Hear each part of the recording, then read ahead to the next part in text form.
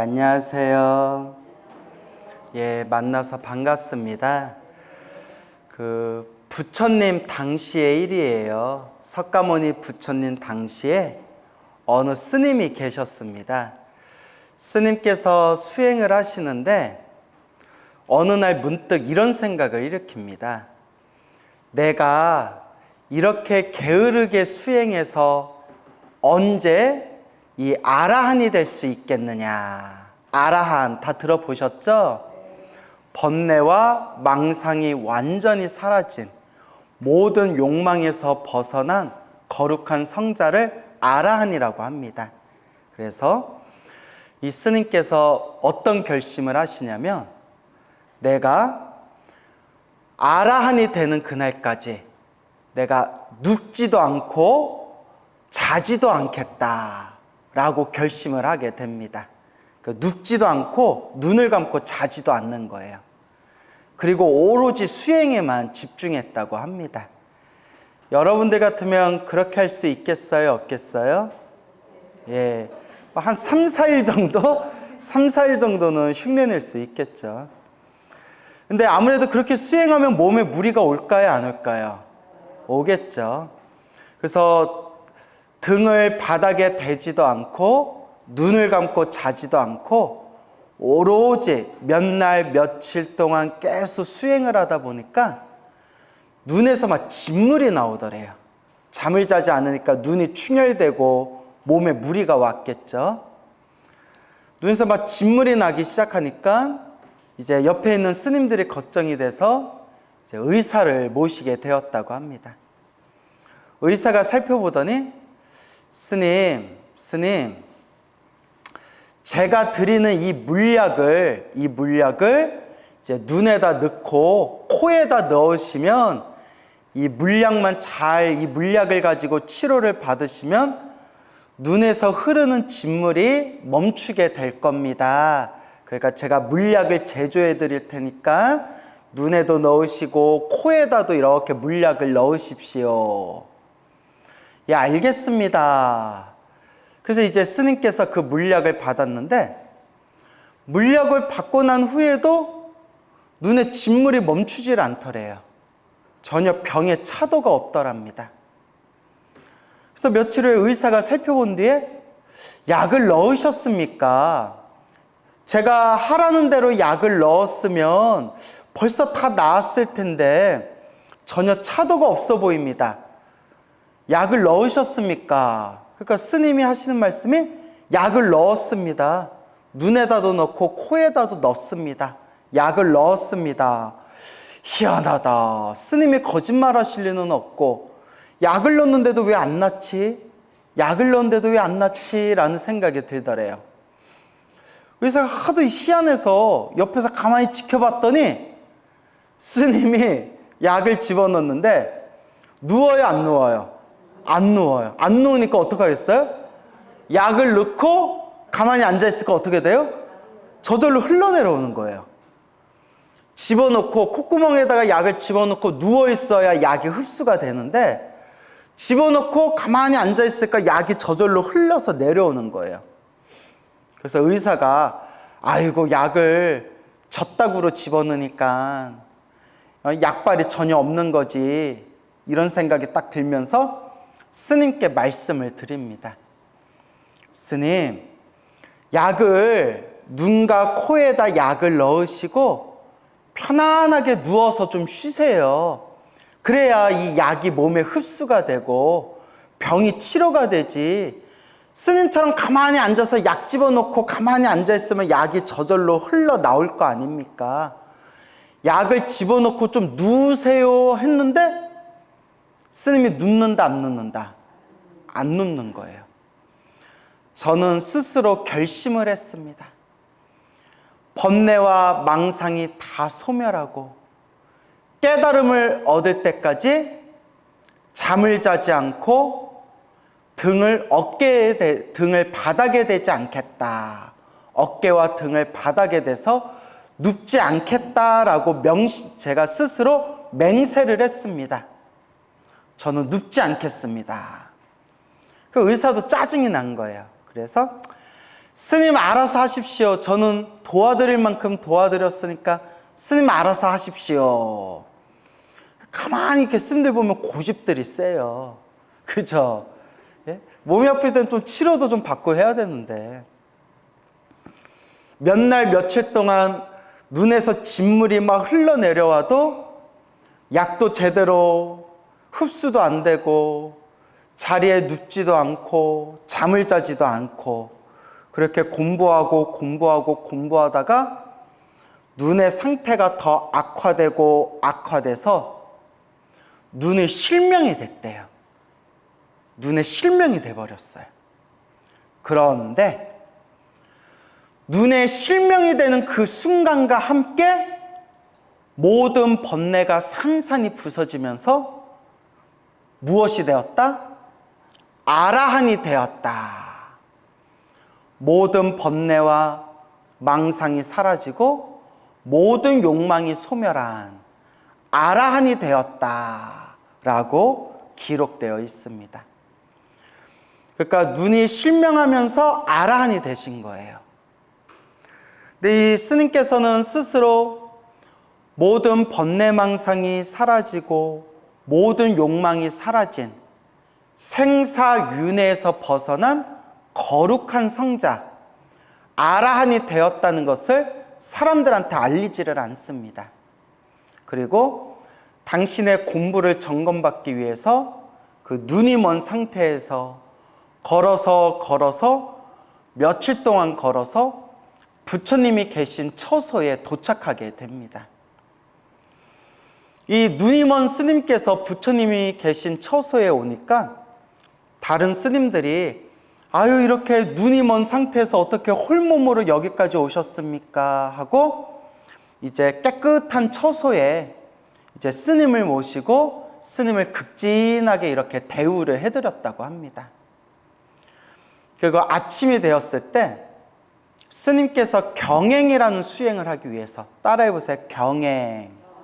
경행이 뭐냐면 걸으면서 명상하는 것을 경행이라고 합니다. 걸으면서 명상 수행하는 수행법을 경행 수행법. 한 발자국 한 발자국 걸으면서 내 몸과 마음을 있는 그대로 알아차림하는 수행을 경행 수행이라고 해요. 경행.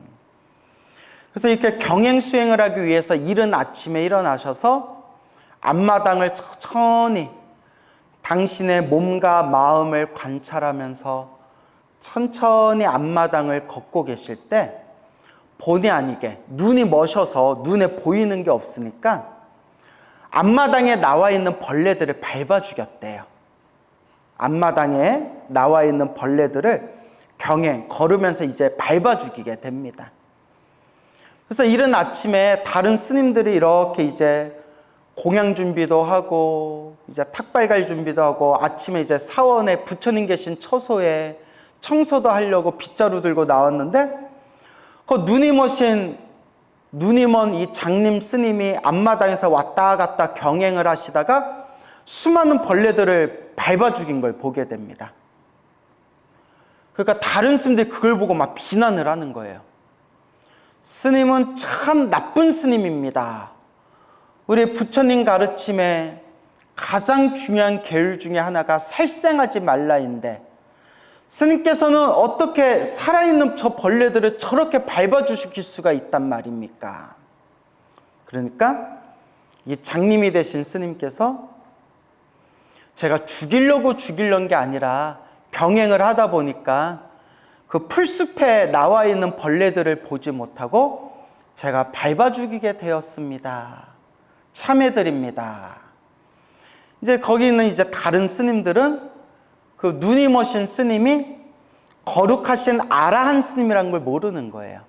다만 벌레 죽인 스님하고 비난을 하면서 이 이야기가 부처님 귀에까지 들리게 됩니다.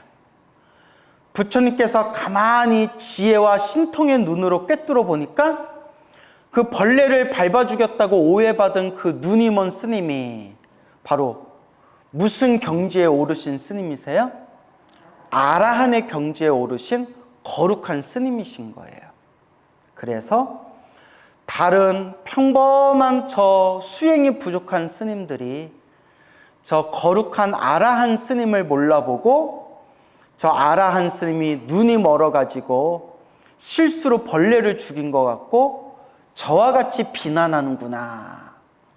그리고 수많은 비구 스님들을 자리에 모아놓고 그 눈이 먼 스님을 이제 앞으로 이렇게 모십니다. 그 눈이 먼 아라한 스님이 거룩한 부처님 발 아래 삼배를 올리고 무릎을 꿇고 합장 공경하면서 부처님께 공경 예배를 합니다. 부처님께서 수많은 비구 스님들 앞에서 부처님께서 이렇게 질문하십니다. 그대여, 눈이 먼 비구여, 그대가 오늘 아침, 이른 아침에 앞마당 풀숲에 있는 벌레들을 밟아 죽였다는 사실이 맞느냐? 그 말이 사실이냐? 예, 세존이시여, 예, 부처님이시여, 제가 풀숲에 있는 그 벌레들을 제가 밟아 죽였습니다. 그때 부처님께서 이렇게 질문하십니다. 죽이고자 하는 의도가 있었느냐 없었느냐? 이게 중요해요. 뭐가 있었느냐? 의도. 벌레를 죽이고자 하는 의도가 있었느냐 없었느냐?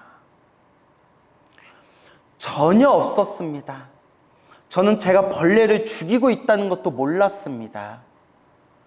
저는 벌레를 죽이고자 하는 의도가 전혀 없었고 이른 아침에 경행을 하고 있었고 경행을 하고 있는 과정에 제가 실수로 풀숲에 있는 벌레들을 밟아 죽이게 되었습니다.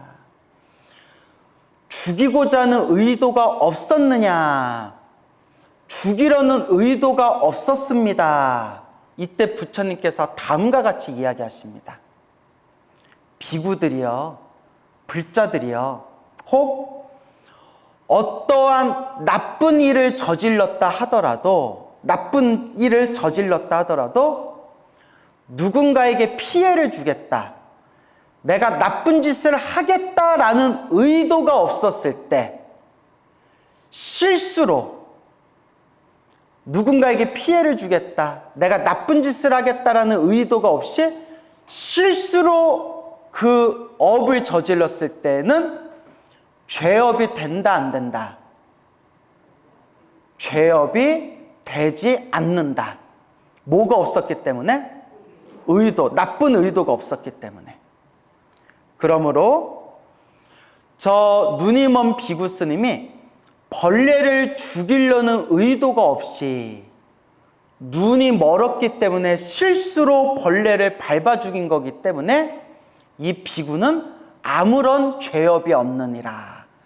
그렇게 더 이상 이 비구가 벌레를 죽인 거에 대해서 더 이상 말하지 말아라. 이것은 죄업이 아니다. 무엇이 없었기 때문에? 의도가 없었기 때문에. 그래서 우리가 선업을 지었다, 악업을 지었다라고 했을 때 결과보다 더 중요한 게 뭐가 중요하다? 의도가 중요하대요. 결과는 좀 나쁘게 생겼다 하더라도 정말 좋은 의도를 가지고 내가 노력했다면 차라리 선업이 되고, 나쁜 결과가 생긴 게 아니라 하더라도 내가 나쁜 의도를 가지고 무언가를 저지르려고 했다면 그것은 뭐가 된다? 악업이 되는 거랍니다.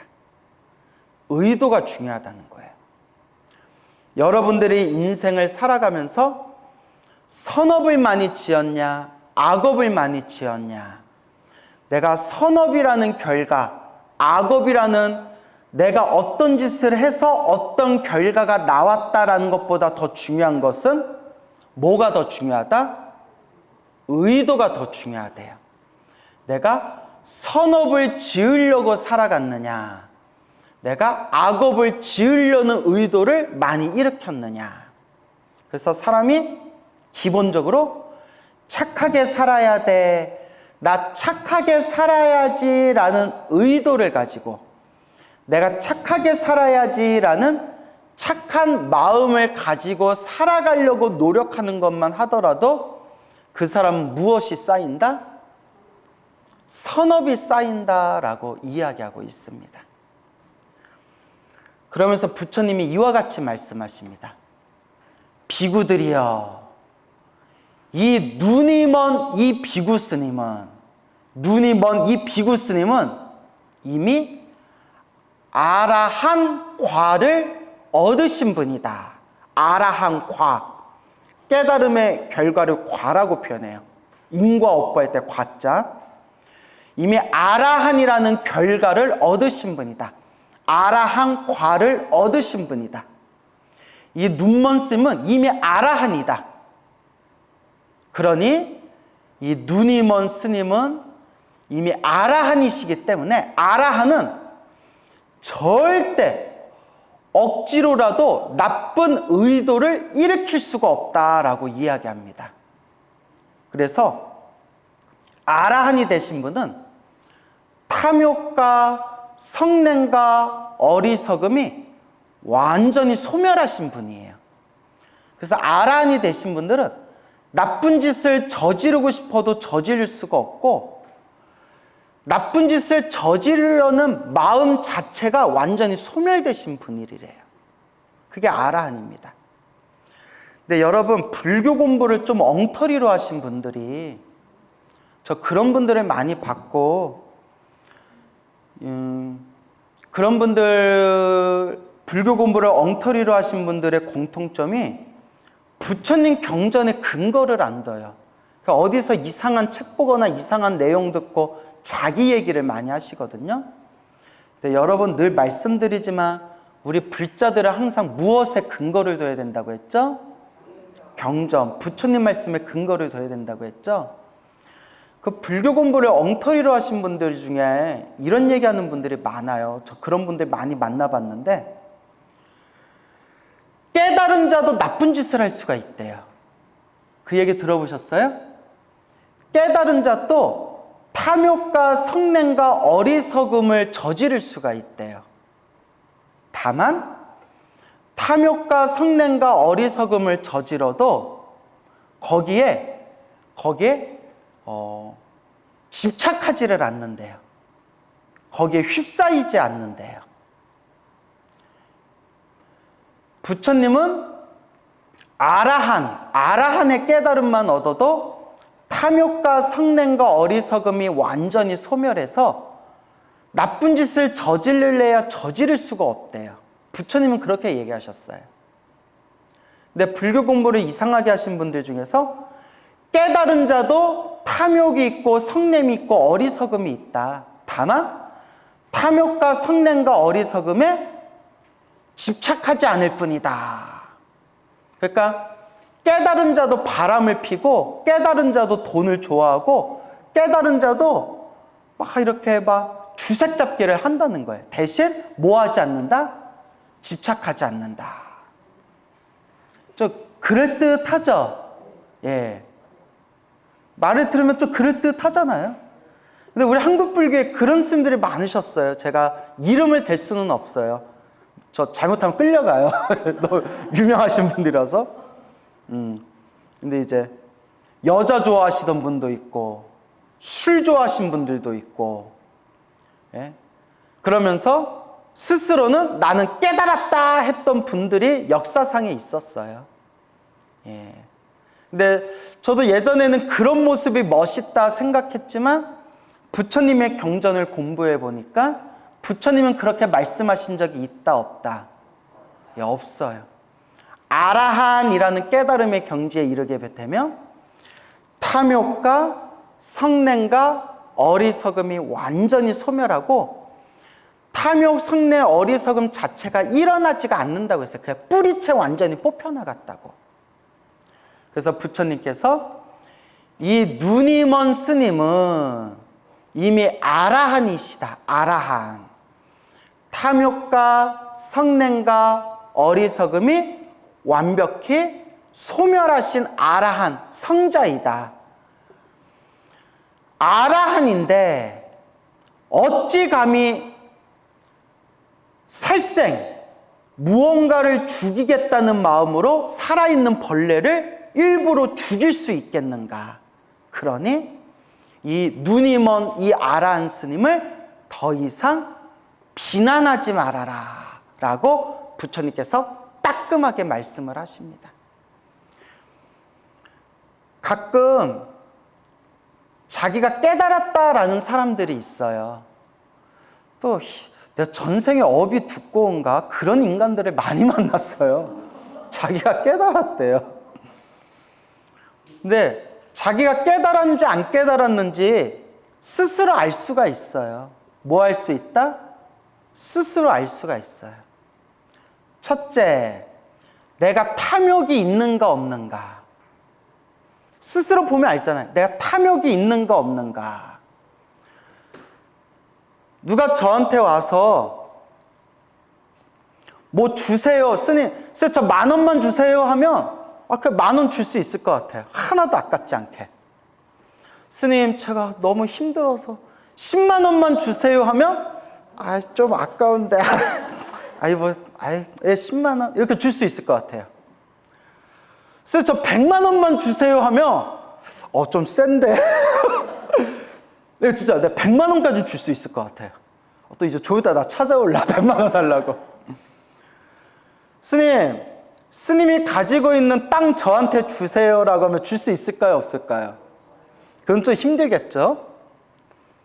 이제 약간 우스갯소리를 얘기했는데 내가 깨달았나 못 깨달았나 알 수 있는 방법이 첫째, 내가 무엇이 있나 없나? 내가 탐욕이 있는가 없는가? 내가 깨달았으면 탐욕이 있겠어요 없겠어요? 없겠죠. 내가 완전히 깨달았으면 탐욕이 없겠죠. 경전에 나오잖아요. 뭐가 아깝다, 아깝다라는 생각이 들면 내 수행이 부족한 거예요. 아직 못 깨달은 거예요. 첫째가 탐욕. 둘째, 성냄, 화가 있는가 없는가. 깨달은 자는 화를 내겠어요 안 내겠어요? 안 내죠. 근데 깨달은 자도 일부러 화를 낼 때가 있대요. 업장이 두꺼운 중생들을 제도할 때 좋은 말을 해줘도 못 알아들을 때 일부러 화를 내는 모습을 보일 때도 있대요. 그래서 부처님도 화를 내셨다라는 내용은 없지만 부처님도 따끔하게 제자들한테 따끔하게 부처님께서 꾸짖는 내용은 나와요. 물론 부처님은 분노가 없으신 분이지만 중생들을 제도하기 위해서 그렇게 따끔하게 꾸짖는 내용이 나옵니다. 경전을 볼 때에도. 근데 내 스스로는 내가 화가 있는지 없는지 알잖아요. 화가 있으면 깨달은 걸까요? 못 깨달은 걸까요? 못 깨달았죠. 탐진치 삼독이 사라진다고 했는데 내가 화가 나고 짜증이 나고 신경질이 나고 그런 마음이 있다면 내가 덜 깨달은 거예요. 그 다음에 세 번째, 무엇이 있을 때? 어리석음이 있을 때. 그래서 스스로 탐욕, 성냄, 어리석음, 탐진치 삼독. 이 삼독이 내 마음에 있느냐 없느냐. 그래서 정말 진실되게 공부하는 사람은 자기 자신을 속일 수가 없는 법이에요. 내 자신을 아는데. 하지만 스님, 깨달은 자도 탐진치가 있습니다 하면 이제 더 이상 약이 있다 없다? 없어요. 더 이상 그런 사람하고는 말이 안 통해요. 뭐 어떡해요? 깨달은 자도 탐진치가 있다고 얘기해버린 사람한테 무슨 말이 필요하겠어요? 그래서 늘 말씀드린 게 내 생각에 의지하지 말고 누구 말씀에 근거를 둬라? 부처님 말씀. 늘 부처님 말씀에 근거를 둬야 됩니다. 알겠죠? 그때 다른 스님들이 부처님께 이와 같이 여쭙니다. 부처님, 저 눈이 머신 아라한 스님께서는 이번 생에 저 위대한 성자 아라한이 되실 만큼 큰 공덕이 있으신 분인데 또 어떤 업의 인연이 있었기에 눈이 멀어버린 겁니까? 라고 이제 질문을 합니다. 그래서 좀 궁금할 수 있겠죠. 이번 생에 저렇게 위대한 아라한이 되신 거룩한 성자가 되신 분인데 또 어떤 업이 있길래 눈이 머신 걸까? 그때 부처님께서 다음과 같이 말씀하십니다. 수없는 머나먼 과거 전생에 한 의사가 있었다. 의사가 있었는데 어느 날 그 의사에게 어느 여인이 찾아왔답니다. 여인이 점점 눈이 멀어가는, 시력이 점점 눈이 멀어가는 그런 눈병을 앓고 있어서 다급한 마음으로 의사를 찾아옵니다. 여인이 의사에게 간절하게 의사에게 사정을 합니다. 제 눈을 낳게만 해주시면, 제 눈을 낳게만 해주시면 제 전 재산도 다 드리고 평생 당신의 노예로 살겠습니다. 제 눈이 낳게만 해주시면 당신의 노예로 살겠습니다. 그래서 의사가 한번 내가 최선을 다해보겠습니다 하고 혼신의 노력을 다해가지고 좋은 약을 만들어서 그 약을 여인의 눈에다 깨서 바르게 합니다. 여인이 그 약을 눈에다 깨서 바르면서 눈이 점점 시력이 회복돼서 눈병이 나았다고 합니다. 나도 그런 약 좀 있었으면 좋겠다. 나도 눈에 뵈는 게 없어가지고. 예, 저도 잘 안 보여서. 근데 이 여인이 갑자기 욕심이 생기는 겁니다. 내가 눈에 실명을 한다고 다급할 때는 눈만 낳게 해주시면 당신의 노예가 되겠습니다 라고 했지만 막상 눈에 눈병이 나으니까 내가 이 사람 노예로 살아가면 싫어 어떡하지? 다시 되돌릴 수 없나? 이런 이제 그런 욕심이 생기게 됩니다. 여인이. 이걸 우리 한국 속담으로 뭐라고 하죠? 화장실 들어가기 전과 들어가고 나오고 난 후가 다르다라는 속담 있죠. 그래서 여자가 뭐라고 했냐면 눈병이 나았는데도 노예가 되기 싫어서 눈병이 하나도 효과가 없어요. 하나도 효과가 없어요. 안 보여. 안 보여. 쥐뿔 보이는 것도 없어.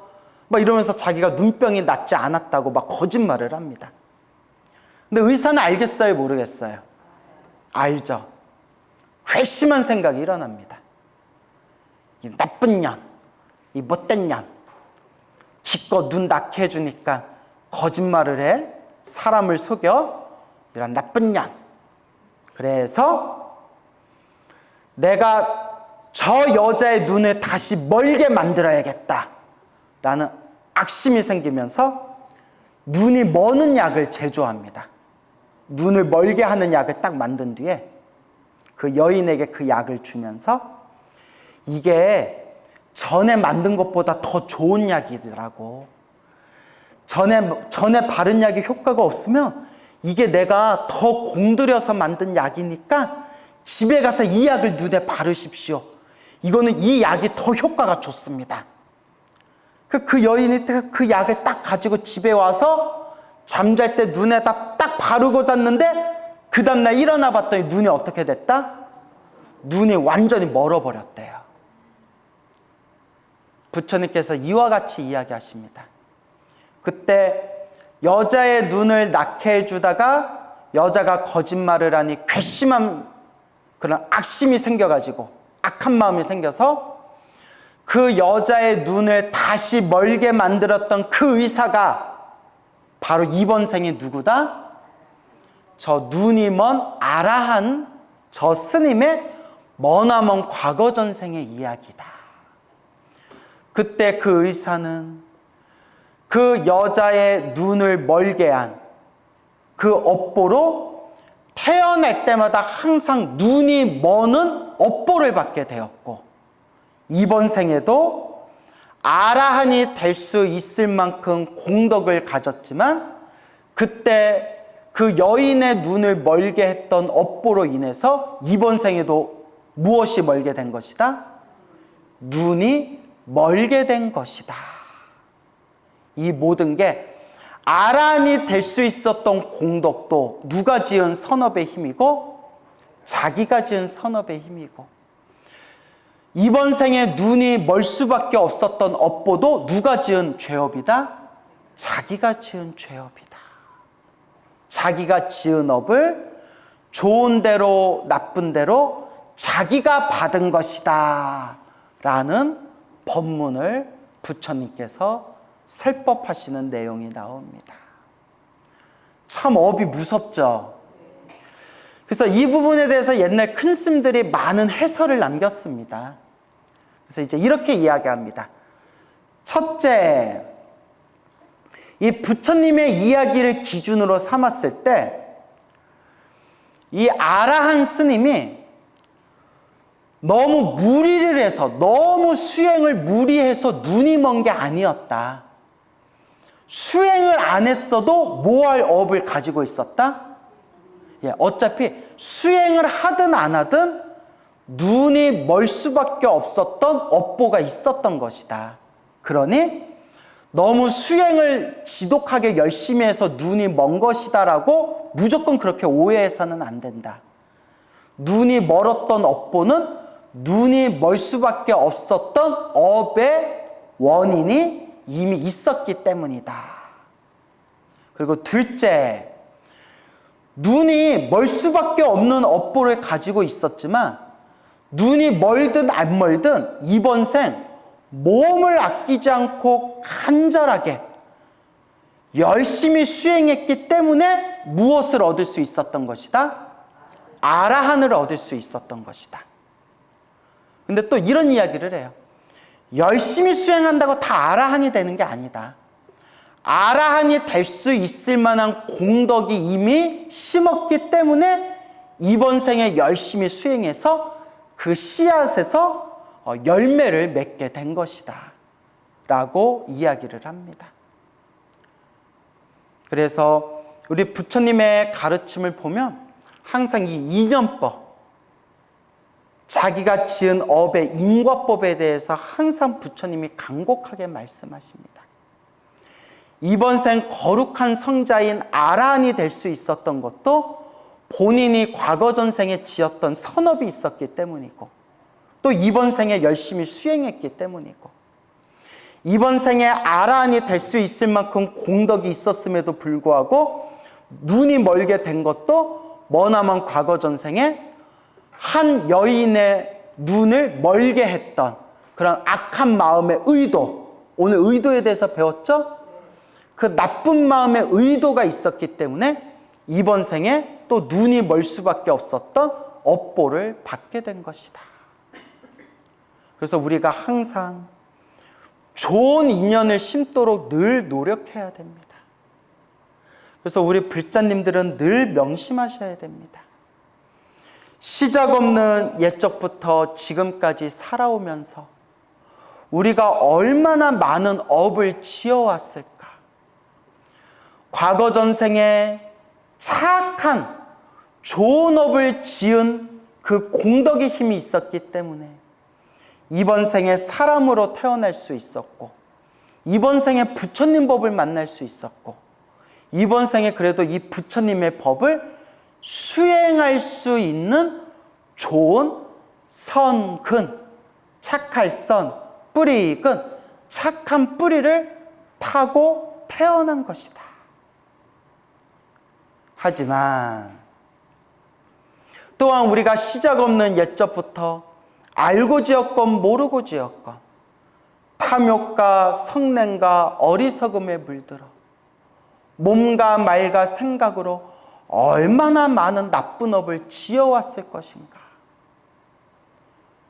그것을 우리가 내가 지은 그 업의 인연을 항상 스스로 냉정하게 성찰을 하고, 지금 이번 생 우리가 사람으로 태어나 이 소중한 불법을 만났을 때 항상 뭐 해야 된다?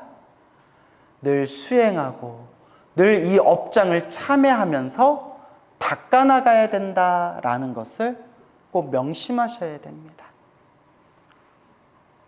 여러분은 살아오면서 좋은 업을 많이 지은 것 같아요? 나쁜 업을 많이 지은 것 같아요?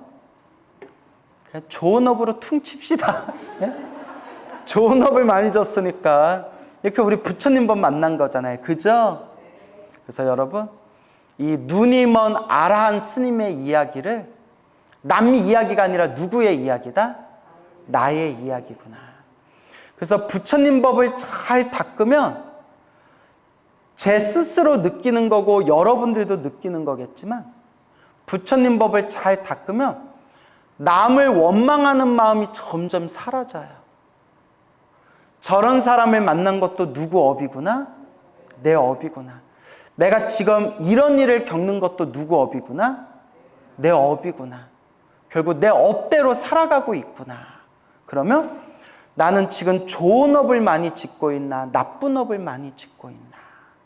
늘 스스로를 잘 살펴보시기 바랍니다. 자, 그래서 좋은 업이냐 나쁜 업이냐 가장 중요한 기준이 되는 게 바로 무엇이다?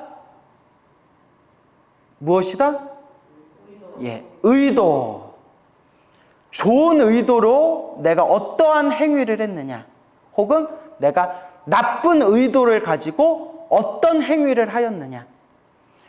좋은 업이냐 나쁜 업이냐, 선업이냐 악업이냐 갈려지는 가장 중요한 중심점이 바로 의도. 그래서 우리는 어떤 의도를 가지고 살아갈 것인가. 그래서 제가 늘 여러분들한테 늘 말씀드리지만 부처님께서 우리 중생의 마음이 일으킬 수 있는 최고의 의도가, 최고의 공덕이 되는 의도가 무슨 심? 그렇죠. 제가 여러분 귀가 따갑도록 말씀드렸죠. 보리심. 모든 중생이 괴로움에서 벗어나기를 바라는 마음, 모든 중생이 행복하기를 바라는 마음, 모든 중생이 다 함께 성불하기를 바라는 마음, 그 보리심이 가장 최고의 훌륭한 의도라고 합니다. 그래서 제가 늘 불자님들께 드리는 이야기가, 항상 기도하실 때 기도의 마지막은 무엇으로 마무리해라? 사옹서원. 늘 보리심. 일체 중생이 고통에서 벗어나기를, 일체 중생이 영원토록 행복하기를, 일체 중생이 다 함께 성불하기를, 이런 마음으로 항상 기도, 보리심을 일으키게 되면 가장 훌륭하고 가장 뛰어난 공덕이 쌓이게 될 것이다 라고 우리 부처님께서, 큰 스님들께서 말씀하셨다라는 것을 명심하시기 바랍니다. 알겠죠?